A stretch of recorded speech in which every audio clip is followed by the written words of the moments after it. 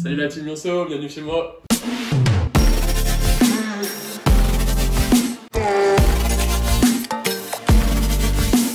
Bonjour tout le monde, salut Hugo. Salut Steven. Merci de nous recevoir chez toi à Grigny pour l'épisode 6 de l'interview Canap.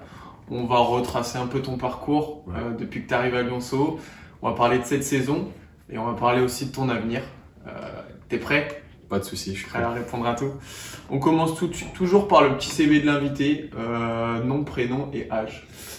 Bah écoute, je m'appelle Hugo Colas, j'ai 22 ans, je vais sur mes 23 ans et donc ça fait 8 ans que je suis à Lionceau. 8 ans déjà, on y reviendra. Ton lieu de naissance? Je suis né à Lyon, je suis gagné de naissance. Ok, bad good. C'est ça. Depuis combien de temps tu pratiques le basket? Depuis l'âge de 3 ans que je pratique le basket. Ouais, je suis dans une famille de basketteurs. Grigny, dans les alentours, etc. Donc, famille de basketteurs. Donc, famille de basketteurs, ton père et ta mère ou... Ouais, mon père qui a joué jusqu'en National 3, National 4 à l'époque. Okay. Et ma mère qui a joué un petit peu, mais sans plus. Frères et sœurs qui jouent au basket? Non, j'ai aucun frère et sœur. Fils unique. T'as commencé à Grigny? J'ai commencé à Grigny très tôt. À l'âge de 3-4 ans, j'ai commencé. Ensuite, j'ai passé par plusieurs sports. J'ai fait du judo, du foot, du tennis. Je me suis initié un peu à tous les sports.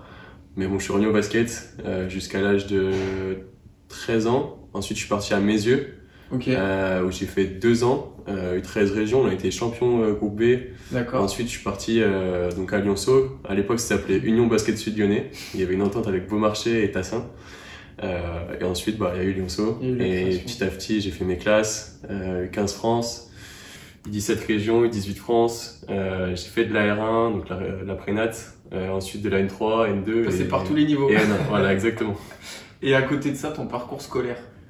Bah ouais, c'est pour ça que je remercie aussi Lionceau, parce que ils m'ont permis de valider un master en management des organisations sportives, à l'Université de Lyon. Je suis passé par le lycée de Bron, Jean-Paul Sartre, où j'ai validé un bac S, mention assez bien, je le précise quand même, c'est important. C'est important. Et donc ensuite, je suis parti à Staps, où j'ai fait mes 5 ans. En parallèle de mon parcours de basket. Ouais. Ok. Et pour savoir, au niveau du basket, est-ce que tu as un joueur vedette? Quel est ton joueur préféré? Je vais dire LeBron James. Ouais. Je l'ai suivi tout au long de sa carrière et vraiment c'était un joueur exceptionnel pour moi. Et puis je mets quand même Tony Parker parce que c'est un peu l'idole des Français. C'est vrai, c'est vrai. Donc tu en as parlé un peu de ton parcours. Tu dis que tu arrives à Lionceau en U15 France. En 3e année du coup, parce qu'avant tu étais à Meyzieux en U15, tu as commencé à Meyzieux.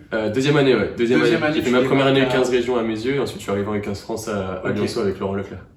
Donc Laurent Leclerc, quand tu arrives dans ce club, bon t'es encore jeune mais c'est quoi tes premiers ressentis? C'est compliqué, hein. J'arrive, je connais pas grand monde, j'avais deux trois amis mais c'était pas vraiment des grandes connaissances. J'arrive et au final on me forme un groupe. Quand je vous dis exceptionnel, c'est qu'on pensait même pas à gagner des matchs et au final on se retrouve en groupe A. Je crois qu'on finit 4e, donc dans une des meilleures équipes de France quoi, à ce niveau-là. Et franchement, j'ai gagné des connaissances mais incroyables. J'ai Hugo Combi qui joue à Fleur aujourd'hui en N2, j'ai Tom Gall qui joue encore avec moi cette année, Jordan Bido qui est encore dans le club. Voilà, c'est des mecs qui resteront avec moi. C'est important ce que tu dis parce que tu arrives en U15, tu connais personne, sauf que vous jouez à un niveau élevé, France. Et t'es obligé d'apprendre à connaître tes coéquipiers et au final c'est devenu aujourd'hui des amis quoi. Ouais c'est clair. Non c'est clair. Et puis il y a même d'autres clubs, on a joué contre d'autres clubs où j'ai des amis aujourd'hui, on a joué contre Annecy et Baptiste Cos qui est vraiment aujourd'hui un ami pour moi. Il y a plein de gens, on a joué contre plein de personnes avec qui j'ai des souvenirs. Le lieu du basket ça réunit. Ouais carrément.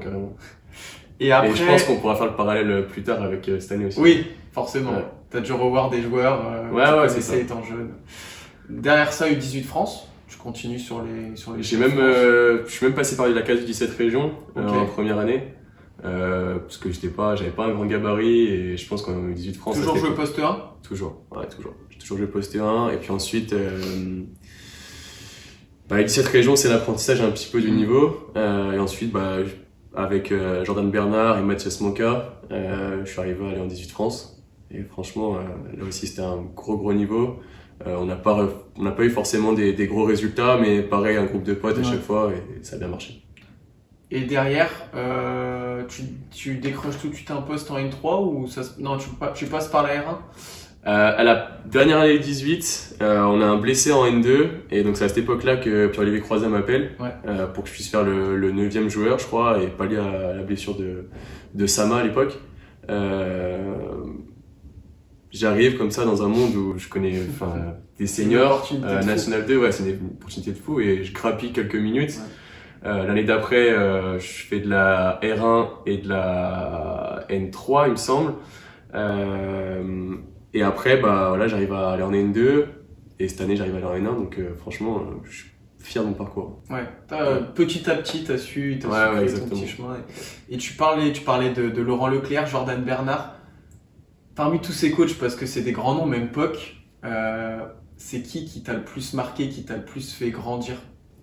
Chacun à son niveau m'a fait grandir. Ouais. Honnêtement, j'arrive en 15 France et quand t'as Laurent Leclerc, je pense qu'il te booste et qu'il te met des chasses souvent. Et je le remercie d'ailleurs. C'est une étape. Après, tu côtoies un peu Jordan Bernard, qui est un très bon coach, qui est aujourd'hui assistant, il me semble, au Mans. Mathias, bon, même s'il a fait son bout de chemin chez nous, qui était un peu fou, mais qui m'a appris quand même. Et puis, je garde quand même un très très bon souvenir de Pierre-Olivier Croizat, qui m'a lancé dans le grand bain. Et pour toi, c'est à quel moment dans ta tête que tu t'es dit, ok, le basket, c'est plus qu'un loisir, c'est plus qu'un sport que j'aime, c'est devenu du haut niveau, quoi. Ouais.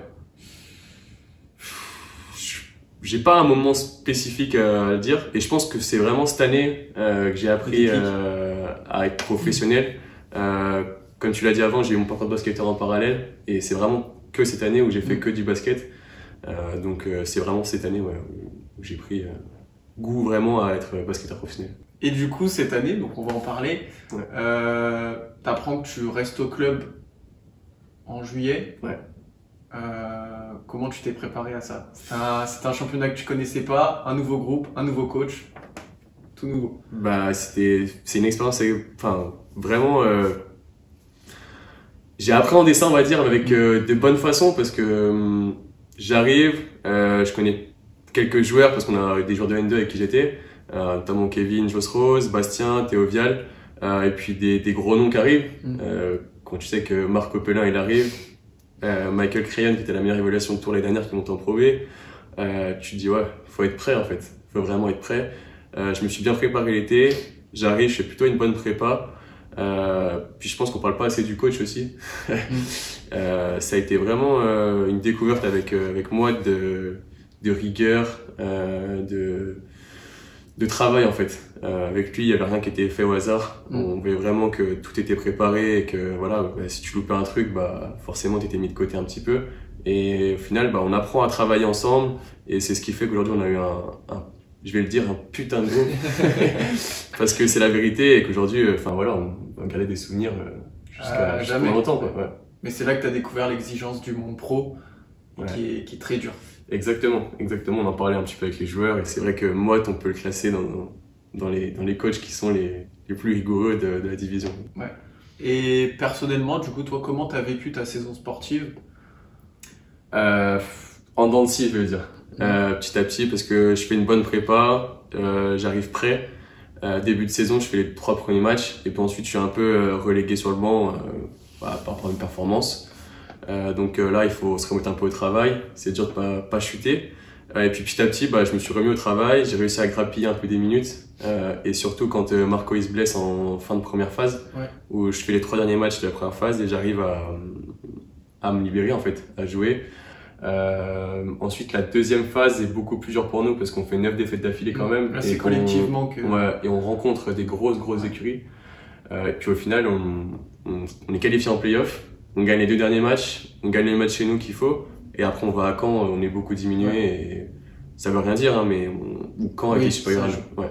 Et j'imagine que pour toi d'évoluer en backup de Marco Pelin, et même on peut le dire de Cagière, parce qu'il a joué des minutes en poste 1, ça a dû être un apprentissage de fou. Je peux vous dire que j'ai galéré pendant toute l'année. Et à l'entraînement, je fais un gros big up à tous les deux parce que vraiment ils m'ont bien fait avancer tout au long de la saison, que ce soit défensivement, offensivement, tactiquement. Faut le dire, Marco, ça a été un vrai joueur tout au long de sa carrière. Kevin qui a été, 3 fois de meilleur défenseur dans des ligues pro. Donc ouais, forcément, t'apprends. Du coup, sur le plan collectif, maintenant la saison est terminée depuis une semaine et demie. J'imagine quand même que vous devez être satisfait, que le groupe est satisfait, parce que pour une année Lionceau qui termine dans le top 5 et ensuite qui va même jusqu'au play-off, c'est quand même une belle réussite. Ouais. Après, tu parles d'un exploit, il me semble. Je vais pas dire exploit parce que vraiment, comme je t'ai dit, on a formé un groupe et avec du travail, on a réussi à gagner des matchs et à atteindre l'objectif, voire même plus que l'objectif parce qu'on finit dans le top 3. On est qualifié en play-off. Malheureusement, comme je te disais, en deuxième phase, on tombe contre des grosses écuries, on n'arrive pas forcément à gagner beaucoup de matchs et on est mal classé pour les play-offs. On tombe contre Caen et franchement, le premier match, on se dit ça va être compliqué, mais à Canopée, voilà, on s'est transcendé, on est arrivé à faire un match de fou, on le prend. Et on s'est dit, bah voilà, on n'est plus qu'à un match de passer le deuxième tour. Pourquoi pas? Voilà, on va à Caen, on se dit, bah voilà, tout est possible maintenant, on sait qu'on a pris le premier match. Et comme tu dis, même si on perd, aujourd'hui, le groupe, il est hyper soudé. On a vécu des moments de ouf. Et bah voilà, écoute, hein, c'est une saison qui se termine, mais des souvenirs qui restent. C'est une expérience de fou. Et un petit prono quand même sur ces phases finales. Ouais. Qui va gagner? Moi, je vois bien une finale Caen-Le Havre. Caen de notre côté, Le Havre dans notre partie de tableau, mais il faut faire attention comme à Lorient, qui a une grosse écurie. Après, de notre côté, non, je vois vraiment Caen passer. Petit clin d'œil à Lorient, il y a Bali Koulibaly qui joue là-bas. Ouais. T'as évolué avec lui, non? J'ai joué avec Bali pas longtemps, mais j'ai fait quelques matchs avec lui. Ouais. Et bah écoute, quand on s'est retrouvés, forcément, ça fait plaisir. Hein. On a toujours été, c'était un jeune avec moi qui était on va dire, pas en apprentissage, mais qui était en formation, et je pense que il a vite grimpé parce que quand je vois ses performances aujourd'hui, bah, je lui fais un petit clin d'œil aussi. Et il y a d'autres joueurs comme ça que tu as retrouvés au cours de la saison et que ça t'a fait plaisir parce que tu les avais vus étant plus jeune? Ouais, quelques-uns, mais pas beaucoup. Je pense un peu à Antoine Dudic à La Rochelle, que j'avais côtoyé, mais pas forcément dans le club. Bah, pareil, un peu Tom Viscargots qui était à Caen, que je connaissais un peu. Le reste, après, j'ai pas forcément de grosses affinités avec certains. Ouais, tu l'as dit tout à l'heure, toi, tu as fini ton master. Aujourd'hui, c'est quoi l'ambition pour toi? C'est de continuer à fond dans le basket? Ou c'est, pourquoi pas, d'ouvrir aussi une porte et trouver un job à côté? Ouais, c'est la grande réflexion aujourd'hui. J'aimerais continuer dans le basket. Maintenant, à savoir si un club de N1 va m'approcher ou si moi je vais postuler, mais je pense plutôt redescendre d'un niveau pour la National 2 et continuer à progresser tout en ayant du temps de jeu, prendre des responsabilités et puis pourquoi pas exploser pour peut-être retourner au niveau à l'étage du dessus, quoi. Sinon, je pense qu'une autre possibilité, c'est de commencer à travailler, un vrai travail, parce que je parle du basket, mais c'est quand même un plaisir de jouer au basket en étant pro. Pourquoi pas sur le monde du travail, Je suis en train d'y réfléchir, c'est peut-être possibilité. J'ai encore le temps, mais faut vite s'y mettre. Faut se décider. On va finir l'interview par les petites questions. Il y a nos auditeurs qui nous ont posé des petites questions sur Instagram, qu'on va y répondre. Prêt à répondre aux questions? Ouais, toujours prêt. Bon, des fois je vais te dire qui a posé la question parce que ça peut t'intéresser de savoir. On a une question de Théoré. C'est sur le match à Caen. Vu qu'on n'y était pas, on aimerait avoir une réponse là-dessus. Comment t'as vécu le grand pont plus l'antisportif lors du match à Caen? Lui, c'est vraiment je vais pas dire le mot, puisqu'on est en public, on a une vidéo. Mais non, c'est comme ça, ça arrive. Le mec était chaud, il a voulu faire un grand pont. Malheureusement, j'ai on va dire, j'ai pris la mort et bah voilà, derrière, je prends une anti-sportive, mais bon, c'est le jeu. C'est le jeu, ça reste dans le jeu. On a une question de Martin Joannet. Ton meilleur souvenir basket? Mon meilleur souvenir basket? Il y en a beaucoup, hein. Je peux pas trop répondre comme ça. Mais ce que je vais dire, c'est plutôt les années 18, on était ensemble, parce que je pense un peu à lui, plutôt à Kylian, à Jordan. C'est nos déplacements. Nos déplacements, c'était quelque chose. Quand on dormait à l'hôtel ou quand des fois on se déplaçait en minibus, on était souvent ensemble. C'était quelque chose dans le minibus. C'est les meilleures années, ça. Ouais, je pense que c'est les meilleurs souvenirs que je peux avoir. Une autre question d'un coéquipier. Pellino45, alias Marco Pelin. Comment tu fais pour avoir de gros mollets? Tu les travailles tous les jours? Il y en a pas mal qui t'ont charrié là-dessus. Ouais, il y en a pas mal. Je pense qu'il y en a une autre qui a dû poser une question, ça doit être Kylian. Ouais, c'était la même. Non, c'est génétique, hein. Ah ouais. On parle pas beaucoup. Après, maintenant, lui, il a pris un gros ventre, on lui parle pas non plus. Hein. Ok. Tu lui rends la balle, ça se voit. Une question. Quel est ton meilleur souvenir de l'année cette fois-ci? Cette saison? Ah, je m'étais préparé cette question. J'ai 3 souvenirs. Le premier, je vais dire le match contre l'Asvel. Ouais, c'est vrai. Au début d'année, on joue contre l'Asvel et c'est une équipe d'Euroleague. Hein. Ouais, faut pas l'oublier. T'es une équipe de N1, tu joues contre des Euroleague. C'est beau. Une Euroleague. Moi, j'arrive de N2, je me retrouve à jouer contre Chris Jones, Elio Kobo, Wembanyama. Enfin, c'est fou. C'est un souvenir de fou. Le deuxième, je vais dire le match à Besançon. On apprend qu'on est qualifié pour le top 5 et les playoffs. Et le dernier, c'est le match à Poitiers. On joue à l'Arena Futuroscope devant plus de 5000 personnes. Voilà. J'ai eu la chance de jouer en plus beaucoup, donc franchement c'était incroyable. Ok. On va en trouver d'autres. Comment t'as fait pour arriver en NM1? Travail, j'imagine, mais... Tu travailles et puis je vais dire de la perspicacité, hein, parce que jamais lâcher. Il y a des moments où tu te dis que tu vas partir à l'étage du dessous, puis au final tu passes à l'étage du dessus. Il y a des moments où tu veux partir du club parce que on te propose pas forcément quelque chose d'intéressant, et puis au final tu restes parce que à force de travailler, tu arrives à l'étage du dessus, petit à petit tu grappilles, puis voilà, tu te forges quelque chose de dur dans la tête. L'expérience un petit peu, oui, parce que tu évolues avec des personnes qui ont évolué au plus haut niveau. T'apprends et puis il faut pas se poser de questions, faut essayer de rêver un maximum. Tout à l'heure tu disais quelque chose d'intéressant, tu disais c'est pas vraiment un travail, mais moi j'ai quand même une question parce qu'on vous voit au quotidien. Comment c'est une semaine quand on est basketteur pro? Parce que pour moi c'est un travail, vu le temps que vous passez à la salle à côté, mentalement et physique. Comment tu t'as su gérer ça toute la saison? Moi comme je t'ai dit, c'était ma première année. Et ça a été dur, hein. C'était vraiment dur d'enchaîner 2 entraînements par jour, ce qui fait plus de 10 entraînements par semaine, plus le match. Ça a été dur parce que physiquement, je pense que j'étais pas forcément prêt à avaler toute cette quantité de travail. Et puis, je te dis que c'est plus du plaisir parce que sur le terrain, tu prends du plaisir à jouer.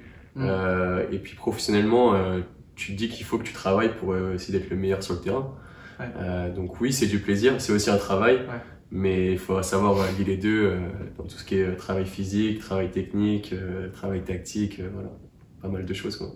Il y a plein de facteurs qui rentrent en compte. C'est ça. Merci Hugo, merci de nous avoir reçus chez toi. Et merci à vous, le meilleur pour la suite. Allez, ciao. Salut.